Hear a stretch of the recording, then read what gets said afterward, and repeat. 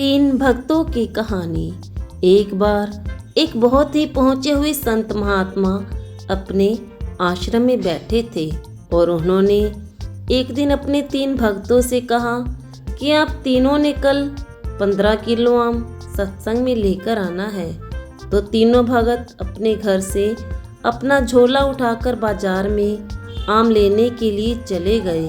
तो पहला भगत जो था वह एक अच्छे से आम वाली रेहड़ी पर गया और उसने देखा कि यह आम बहुत अच्छे लग रहे हैं। उसने रेहड़ी वाले भैया से कहा कि आप 5 किलो अच्छे मीठे आम डाल दें और यह आम मेरे सतगुरु ने खाने हैं।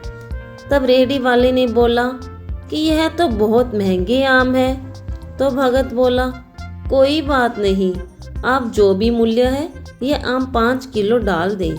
थोड़ी देर बाद दूसरा भगत आता है और सोचता है कि गुरु के खाने के लिए तो आम उसने ले लिए हैं, बाकी आम तो संगत में ही बांटे जाने हैं। तब उसने आम वाले के पास देखा कि नीचे रेहड़ी के नीचे कुछ गले सड़े आम रखे हुए थे जिनके ऊपर मक्खियां भिन भिन आ रही थी।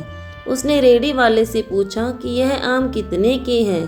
तो रेहड़ी वाले ने बताया, यह आम तो बहुत सस्ते हैं। तो दूसरे भगत ने बोला कि चलो यह मेरे थैले में 5 किलो आम डाल दो।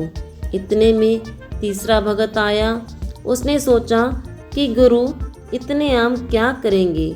उसने अपना दिमाग चलाया और रेहड़ी वाले से कहा कि आम वाली पेटी में जो भूसा भरकर आता है वह इस थैले में भर दो।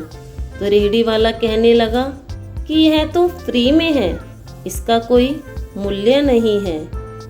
तो उसने कहा कि ऐसा करो, इस भूसे के ऊपर 2 बढ़िया से मीठे मीठे आम भी रख दो।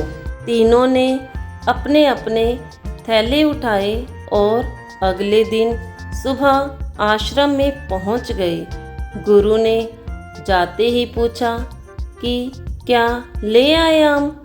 तब तीनों ने अपने अपने थैले आगे कर दिए। हाँ जी, ले आए हैं। गुरु ने एक और अन्य भगत को बुलाया और कहा कि हमारे आश्रम में जो पीछे की तरफ कमरा बना है, इन तीनों को उस कमरे में 2 दिन के लिए बंद करके ताला लगा दो और कमरे की चाबी हमें दे दी जाए। तो तीनों गुरु की बात सुनकर बड़े हैरान हुए कि गुरुवर, हम 2 दिन कमरे में बिना खाए कैसे रह सकते हैं। गुरु ने कहा, यह जो 15 किलो आम लाए हो यह तुम तीनों के लिए ही मंगवाए हैं, तुम 2 दिन इनसे ही गुजारा करना। तब तीनों भगत गुरु के आगे नतमस्तक हो गए।